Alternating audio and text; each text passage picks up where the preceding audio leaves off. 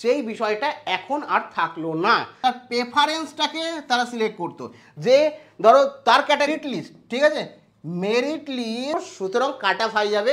এখানে যারা, প্রিয় বন্ধুরা, তোমরা প্রত্যেকেই জানো সেন্ট্রালাইজ অ্যাডমিশন পোর্টালে এখন ক্যাটাগরি ওয়াইজ অ্যাডমিশনকে সম্পূর্ণভাবে বন্ধ করে দেওয়া হয়েছে। এক্ষেত্রে তোমরা যারা আগে আবেদন করেছিলে তোমাদেরকে আবার পুনরায় আবেদন করতে হবে। এক্ষেত্রে কাদের সমস্যা হচ্ছে এবং ছাত্রছাত্রীদের মধ্যে অনিশ্চয়তা বা বিলম্বনার সৃষ্টি হচ্ছে কি, অ্যাকচুয়ালি কোথায় কোথায় প্রবলেম হবে ছাত্রছাত্রীদের এবং কাদের আবার পুনরায় আবেদন করতে হবে, আবেদন করা থাকলেও সমস্তটা ইন ডিটেলস বিস্তারিত এক্সপ্লেন করব। কাজেই তোমরা যারা আমার ভাই বোন রয়েছো সেন্ট্রালাইজ কলেজ এর মাধ্যমে, সেন্ট্রালাইজ অ্যাডমিশন পোর্টালের মাধ্যমে এবছর কলেজে ভর্তি হতে চাইছো, তারা ভিডিওটি প্রথম থেকে শুরু করে শেষ পর্যন্ত ওয়াচ করো। ভিডিওটি ভালো লাগলে অতি অবশ্যই একটি লাইক প্রদান করো। আমাদের পরিবারের সদস্য না হয়ে থাকলে সাবস্ক্রাইব বাটনে ক্লিক করে বেল আইকনে ক্লিক করে অল নোটিফিকেশানে ক্লিক করে আমাদের পরিবারের সদস্য হয়ে ওঠো। দেখো, সবার প্রথমেই বলে রাখি, এখন যদি তোমরা সেন্ট্রালাইজ অ্যাডমিশন পোর্টালে যাও তাহলে এর সবথেকে বড় চেঞ্জেস তোমরা জানো, এই মুহূর্তে এ নোটিফিকেশান আকারেও জানিয়ে দিয়েছে তোমাদের এর ক্যাটাগরি ওয়াইজ, অর্থাৎ এসসি, এসটি, ওবিসি এই ক্যাটাগরি ওয়াইজ কিন্তু অ্যাডমিশন বন্ধ হয়ে গেছে।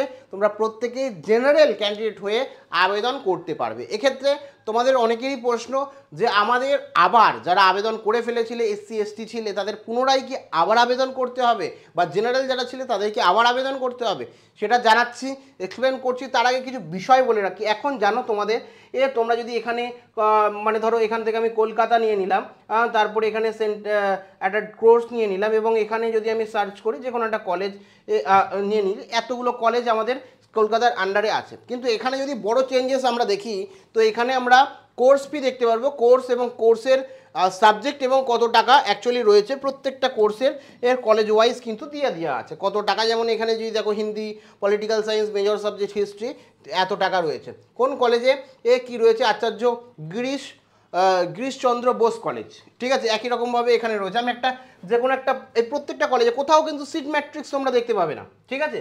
তো এখানে যদি আমি যাই তো এখানে আশুতোষ কলেজ নিয়ে নিই, আমার তোমরা well known college Ashutosh college নিয়ে নিই। এখান থেকে আমি আশুতোষ কলেজ বা বঙ্গবাসী কলেজ যে কোনো একটা আশুতোষ কলেজ নিয়ে নিলাম। আশুতোষ কলেজে যদি দেখো ফিস দেখতে পাচ্ছ কিন্তু সিট ম্যাট্রিক্স দেখতে পাচ্ছ না। এক্ষেত্রে সবথেকে বড় সমস্যা কোথায় বলো তো? এখানে সবথেকে বড় সমস্যা আমরা সিট ম্যাট্রিক্স যেহেতু দেখতে পাচ্ছি না, সেক্ষেত্রে আমরা বুঝতে পারছি না এই যে আশুতোষ কলেজেই ধরো কোনো একটা কলেজেই নির্দিষ্ট কত সিট রয়েছে, জেনারেল ক্যাটাগরির জন্য কত সিট রয়েছে, আমরা বুঝতে পারছি না এসসি এসটির জন্য কতটা সিট রয়েছে, আমরা বুঝতে পারছি না ওবিসির জন্য কত সিট রয়েছে। এক্ষেত্রে সবথেকে বড় সমস্যা কি রয়েছে বলো তো? ওবিসি এ আছে ক্যাটাগরি, ওবিসি বি আছে, ঠিক আছে। এবার এক্ষেত্রে সিট ম্যাট্রিক্স না দেখায় সবথেকে বড় সমস্যায় পড়বে কিছু ছাত্রছাত্রী। কেন?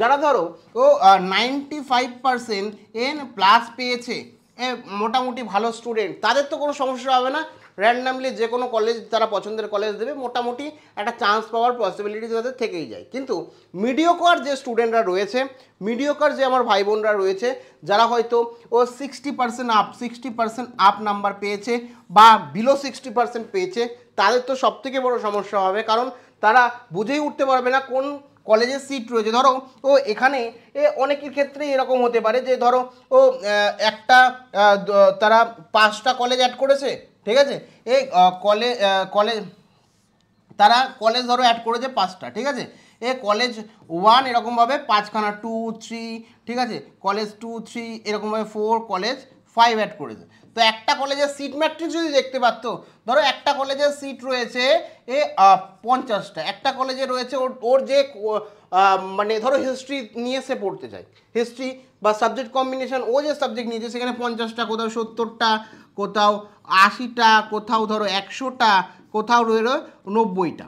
এবং এর মধ্যেও তারা বুঝতে পারতো তার ক্যাটাগরি অনুযায়ী, মানে ওবিসির জন্য কটা সিট রয়েছে, এসসির জন্য কটা সিট রয়েছে, এসটির জন্য কটা সিট রয়েছে এবং জেনারেলদের জন্য কটা সিট রয়েছে, সেই দেখে তার ক্যাটাগরি অনুযায়ী সে কী করছে, কলেজ যখন সিলেক্ট করছে, কলেজ যখন অ্যাড করছে, তার প্রেফারেন্সটাকে তারা সিলেক্ট করতো, যে ধরো তার ক্যাটাগরি অনুযায়ী যে কলেজে সবথেকে বেশি সিট রয়েছে, যারা বিলো নাম্বার পেয়েছে তারা কী করতো, কলেজ 4কে আগে দিত, তারপরে কলেজ মানে 5 বা কলেজ 3 আগে দিত, কারণ এখানে সিট বেশি রয়েছে, তার কলেজে ভর্তি হওয়ার চান্স এই সমস্ত কলেজে বেশি। এই সিট ম্যাট্রিক্স দেখে তারা কিন্তু মোটামুটি একটা আইডিয়া করতো, কারণ তাদের নাম্বার কম, সেক্ষেত্রে তাদের ভর্তি হওয়ার ক্ষেত্রে সমস্যা হতে পারে, সেই কারণে তারা কিন্তু একটা সিট ম্যাট্রিক্স দেখে অনেক কিছু অনুমান করতে পারতো। সেই বিষয়টা এখন আর থাকলো না। যারা এখন আবেদন করবে বা সিট ম্যাট্রিক্স দেখে প্রেফারেন্স সাজাতে চাইবে, সেই সিট ম্যাট্রিক্সই তারা দেখতে পাচ্ছে না। ওবিসির জন্য কত সিট রয়েছে, এসসির জন্য কত সিট রয়েছে, এসটির জন্য কত সিট রয়েছে, সেই অনুযায়ী যাদের ক্যাটাগরির আন্ডারে পড়ে এসসি ওবিসি, ওবিসি এ বা ওবিসি বি, তাদের কি হচ্ছে সবথেকে বড় সমস্যা হবে। ইনফ্যাক্ট যারা কম নাম্বার পেয়েছে তাদের সবথেকে বড় সমস্যা হবে, যারা বিলো 60 পেয়েছে তাদের সবথেকে বড় সমস্যা হবে প্রেফারেন্স সাজাতে। এটা তো 1 নম্বর গেল। তোমরা অনেকে ভাববে যে জেনারেল, অনেকে যারা জেনারেল রয়েছে তারা মনে মনে ভাবছে যে দাদা আমি তো জেনারেল, আমার তো কোনো সমস্যা নেই। তো সমস্যা তো এখানে শুধুমাত্র যারা ক্যাটাগরি রয়েছে না, এই ভাবনা যদি তোমার থেকে থাকে একেবারে ভুল ভাবছো। ব্যাপারটা বোঝো, তুমি ধরো জেনারেল, ঠিক আছে, তুমি ধরো জেনারেল ক্যান্ডিডেট, আনরিজার্ভ ক্যান্ডিডেট, তোমরা ভাবছো যে আমার ক্ষেত্রে কোনো সমস্যা নেই, আমরা যেরকম করতাম সেরকমই। কিন্তু ওবিসি, এসসি, এসটি এই ধরনের যদি তোমার আর মেরিট লিস্ট, ঠিক আছে, মেরিট লিস্ট যদি প্রকাশ না হয় এই ক্যাটাগরি ওয়াইজ, তাহলে তোমাদেরও সমস্যা হবে। কারণ দেখো, ওবিসি বা এই ক্যাটাগরিগুলো যখন অ্যাকচুয়ালি লিস্ট প্রকাশিত হয়, তখন এদের দুটো লিস্টে নাম থাকে। একটা হচ্ছে তাদের ক্যাটাগরি ওয়াইজ লিস্টে, আরেকটা হচ্ছে জেনারেল লিস্টে। এই দুটো লিস্টের নাম থাকে। একটা হচ্ছে ক্যাটাগরি, ধরো ওবিসির কোনো ক্যান্ডিডেট রয়েছে, ওবিসি সার্টিফিকেট রয়েছে, তাহলে ওবিসি লিস্টও বেরোবে, জেনারেল লিস্টও বেরোবে, তারা ওবিসি কোটাও ভর্তি হতে পারে, বা জেনারেল কোটায় যদি নাম আসে তাহলে জেনারেল কোটাও ভর্তি হতে পারে। এটা হচ্ছে সবথেকে বড় বিষয়। যদি কোনো এসসি বা এসটি থাকে তাহলে জেনারেল কোটা, ওবিসি কোটাও ভর্তি হতে পারে। তো এক্ষেত্রে যেহেতু ওবিসি এসসি কোটা যদি বাদ চলে যায়, তাহলে জেনারেলদের এর ক্ষেত্রে প্রেসারটা পড়বে, সেক্ষেত্রে কাট আপ কিন্তু অনেক বেশি হাই যাবে, ঠিক আছে, কাট আপ অনেক বেশি হাই যাবে। সেক্ষেত্রে শুধুমাত্র যে ওবিসি বা এরা সমস্যায় পড়বে তারা না, তোমরাও সমস্যায় পড়বে। এবং সত্যি কোনো একটা স্টুডেন্ট ধরো 70 পেয়েছে, মানে 70 পেয়েছে, তো একজন জেনারেল একজন ওবিসি, ঠিক আছে, সে ওবিসি কোটা বা এসসি কোটায় কিন্তু সে কলেজে চান্স পেয়ে যেত। কারণ কম নাম্বার পেলেও মানে কোটায় সে কিন্তু সংরক্ষণ ইত্যাদি যদিও থাকতো, চান্স পেয়ে যেত। যদি এই ওবিসি কোটায় লিস্ট না বেরোয় বা এসসি কোটায় লিস্ট না বেরোয়, তাহলে কিন্তু তারা চান্স পেতে তাদের সমস্যা হবে, এবং সেই প্রেশারটা আরও এসে পড়বে জেনারেল ক্যান্ডিডেটদের ওপর। সুতরাং কাট অফ হাই যাবে।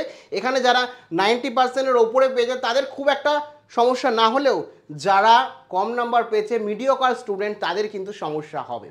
সেই কারণেই বিড়ম্বনায় রয়েছে কিন্তু ছাত্রছাত্রীরা, যারা একটু বিষয়টা বুঝতে পেরেছে।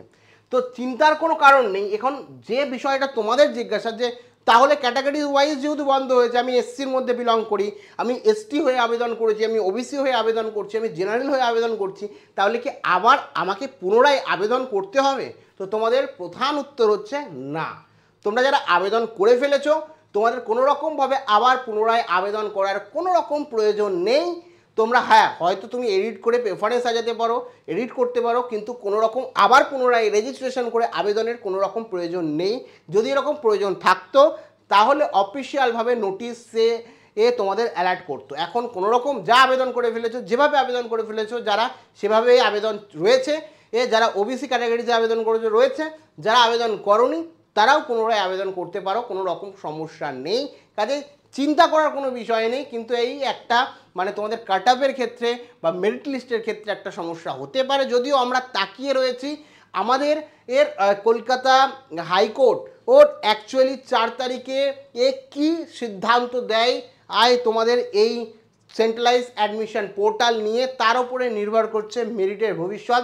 ক্যাটাগরি ওয়াইজ মেরিট হবে না, 7% সংরক্ষণেই তোমাদের ক্যালকাটায় মানে ওবিসি লিস্ট বেরোবে, সেটা তখনই আমরা বুঝতে পারবো। বাদবাকি তোমাদের কি মনে হয় তোমরা অবশ্যই কমেন্টে লেখো, এবং তোমাদের কোনো কিছু জিজ্ঞাসাবাদ থাকলে কমেন্ট সেকশানে জানাতে পারো, যাতে কোনো রকম তোমাদের সমস্যা না থাকে। আর যদি কোনো জিজ্ঞাসা থাকে সেটাও জানাও, পরবর্তী ভিডিওতে তোমাদের প্রশ্নের উত্তর অবশ্যই তোমাদের দাদাভাই দেওয়ার চেষ্টা করবে। প্রত্যেকে ভালো থেকো এবং ভিডিওটা বন্ধুদের সাথে প্রচুর শেয়ার করো, ভিডিওটাকে লাইক করো, চ্যানেলে নতুন হলে সাবস্ক্রাইব করে রেখো।